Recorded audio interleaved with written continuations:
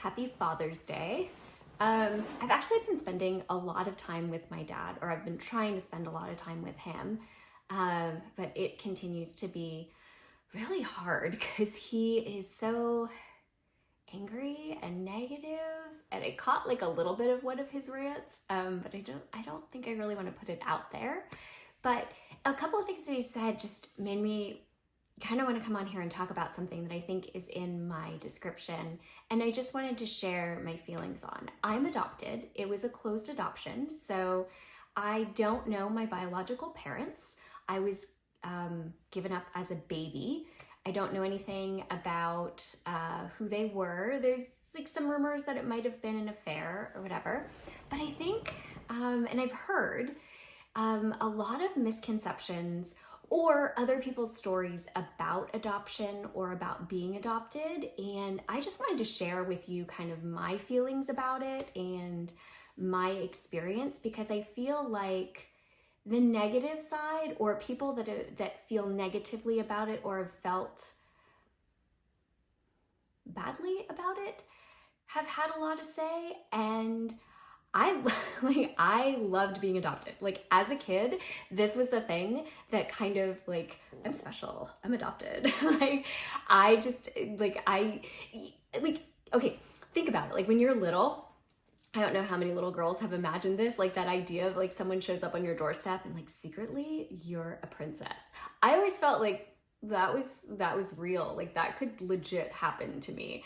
But I never felt what I so commonly hear so many people, I've never, okay, so I know people that have been adopted, not a lot, but we've never shared that negative, like not feeling like we belong or feeling that there was something wrong. Like the people that I have met that are like myself, when we talk about this, we've never had those feelings, but I always hear like the friend of a friend example. So when I share with people, I'm very open about it.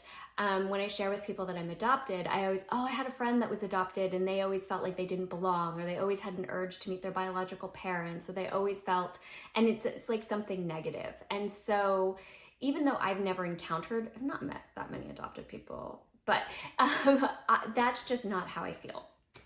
And part of that is because my mom, and when I talk about my mom, I mean the one that recently passed away, my adoptive mom, she never made me,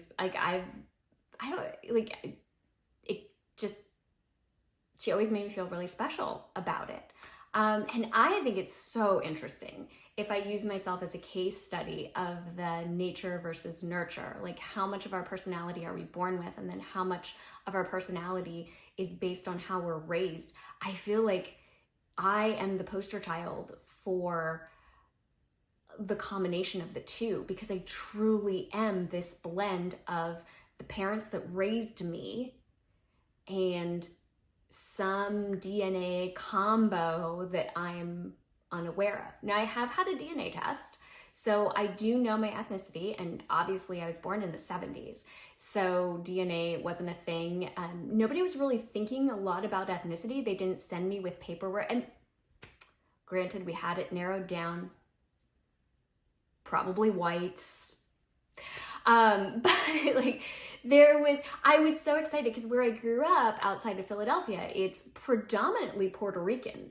And so I was like, well, maybe I'm something like a combination of different. Now, had the DNA test, guess what? Yeah, I am white. But other than that, one Irish person slept with another Irish person. That's the end of the story. That's it.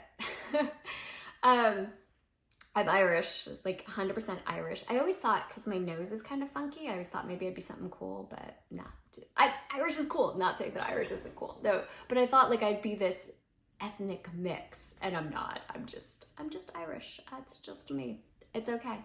But I want to like just talk about the idea that because I was born in the 70s, abortion was a very real possibility. And I don't think that we can make any argument to say that I came at the right time and or that my parents, biological parents, wanted me. Because yeah, I was probably a mistake. I'm just gonna guess I was a mistake. Matter of fact, I think from the limited amount of information I have, I do believe that I was the product of an affair. And so I think I probably have siblings that are older and siblings that are younger, and I'm not sure if either of them know I exist. So that's one of the reasons I've never actively gone out and tried to find my biological parents, because I don't know what story they've told, and I don't want to mess up anybody's idea of who their parents are and like show up and be like, hey, you know your dad and you thought he was like so in love with your mom? Turns out he had an affair in the 70s. Surprise. That's not cool. Like, they gave me life. They gave me an opportunity. I could have been aborted, and they chose not to do that. And so thank you. And I don't want to mess with anyone's life because my life is good. So I don't want to show up. If they want to come find me, that's great. But I don't want to show up because I don't know what story they've told, and I don't know if they know that I exist, and that's not my place. It was a closed adoption, and therefore I don't feel it's my place to go and jump on into somebody else's life. And it's kind of nice having things be a mystery. Like, maybe I don't want to know that there's like this long history of heart disease in my family. Like, maybe I just want to let's just take care of ourselves and just pretend we're gonna live to be 95. That's sort of my take on that. And for any woman that has had a child, I've now been through this, and I know that was love. Like, she put her body through that so that I could have life with no Mother's Day gifts in the future, not knowing what would happen to me, not knowing where I would end up. Like, that's a huge gift, and I'm so thankful for that. So I had these two people that gave me biological life, and then I had these two people that are like, I don't know, might be a psychopath, but we're gonna take her in anyway and see what we can do. So, and they raised me, and I think this is awesome, and it's phenomenal. And so I don't understand the idea that there's any kind of a difference between an adopted child and a biological child. I love my mom, my dad, but I think my dad's personality, and this is where here's how this comes up, because when, why don't you want to spend every day with me? Like, well, dude, you're kind of a downer. And it's hard to get you're not mobile. So you can't go to the beach, you can't go to swim lessons, you can't go on a walk, you can't, and then you yell a lot. He's just and that's always been him. Like, it's not an elderly thing, and it's not just because he has lost my mom. This has been forever. He would yell at my mom, and he yells, really yells about little things. Like, you take a wrong turn, it's the end of the world. He's yelling and screaming. And I don't really want to expose her to that, because she's so happy. Like, my daughter's a happy kid, but if we just continue to yell, but we've been spending a lot of, I feel like I've done my duty this week. And he's just like, well, I want to come over to your house, and I want you to have a Father's Day party, and you should have your husband cook for me. And I'm like, dude, it's Father's Day. It's Father's Day for him too. Like, he deserves a day off. I don't cook, so you don't ever want me to cook. And he's, then he brought it up. He's like, but it's because we're not biologically related and we're not family. And I was like, oh my goodness, like, I've never heard anyone say that before. Like, anybody, like, not my grandparents, not my aunt, not my mom, not even him. And so that's kind of what brought up the whole thing on adoption. And I think it also explains why we are so different. If you go back to that nature versus nurture, just the way he reacts to things, and all of his life, just the way he reacts to things is not normal. And like I said, I do have some footage of this, but I don't, like, there are people out there that know him, and if you know him, you know what those tantrums look like. But I kind of don't want to, maybe I'll like put a snippet. It's just, it's really hard to define and explain. I think if you don't have a family member, he doesn't have empathy. I think that's what it is. He just is really lacking the ability. He has feelings. He can feel, but he can't empathize and feel what others are feeling. So the only feelings that he's able to articulate or understand are his own. And the fact that other people might feel something different and or what triggers them to feel the things that he is feeling can be different is foreign to him. He has no concept of that. And so you can't, when I was a teenager, I would try to argue, like, don't you understand? Because he really likes to compare people to people. He does it even with himself. So, there was a girl, a very talented musician. And like I said, I'm not a musician. Why can't you be more like Elizabeth? Elizabeth does this. Elizabeth does that. Elizabeth has this talent. Elizabeth. And I said, because I'm not her. Like, I'm me. I got this talent over here. I just don't have that one. And he could not understand that. Like, why can't you just be this other person? In the same way, he said, he threatens to move back to Pennsylvania. And I'm like, you can't. You physically can't. You can't sit on a plane. You can't fit in the seat. You can't walk. You can't get there. You can't. You physically, your body cannot handle the stress of that kind of travel. You cannot do it. And he's like, well, so-and-so went to Wisconsin and they're, a year older than I am. Like, because they're a different person. They have different physicality, different needs. They're just different. And he just really can't understand that.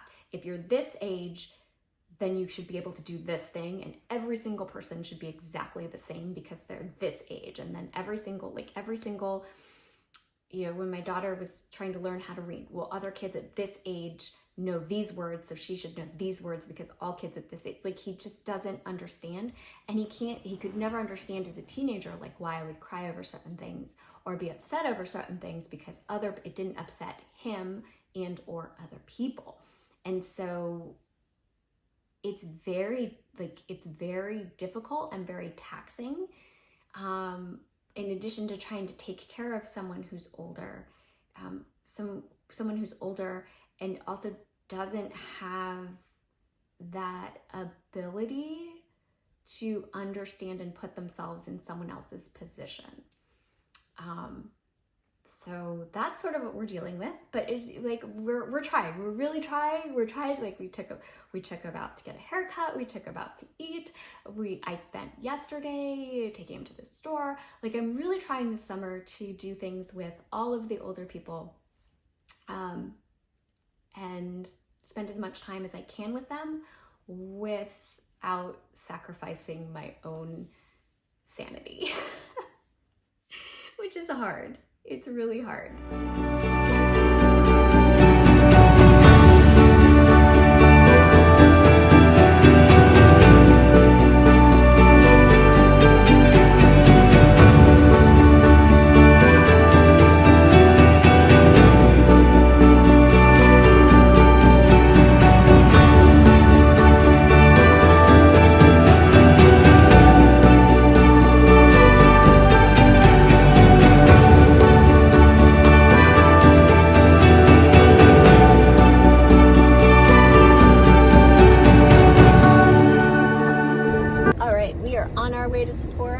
A return that needs to be made, and then we have our afternoon activities, like family activities. But I feel like I've accomplished my goal this week. I was able to remember to vlog more things, even like really random things, like going and looking for a screw so that my husband can fix the, you know, his car. He's restoring an old Jeep.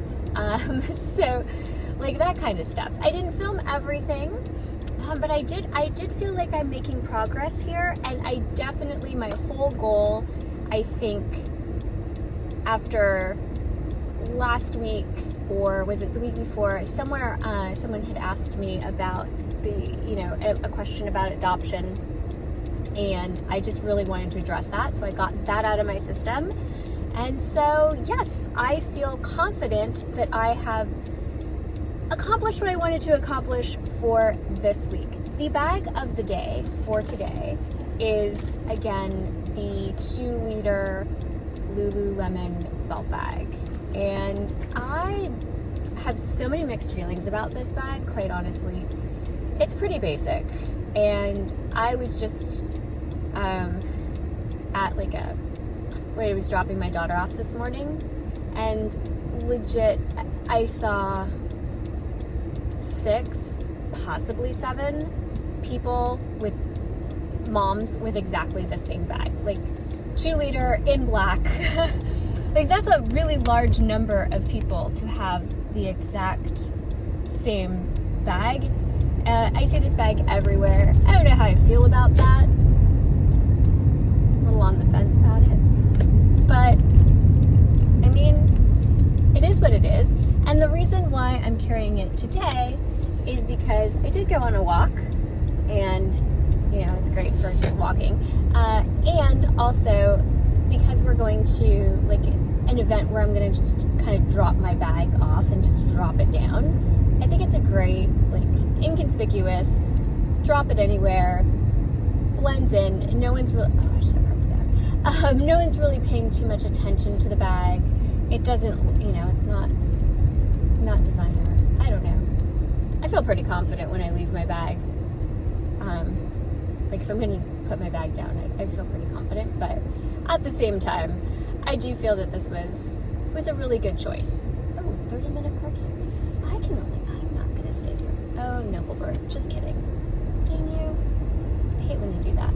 It says 30-minute parking, but then it's like reserved for a very specific restaurant. Is this person coming out, or are they just sitting there? We're not sure. Anyway, I feel accomplished for this week.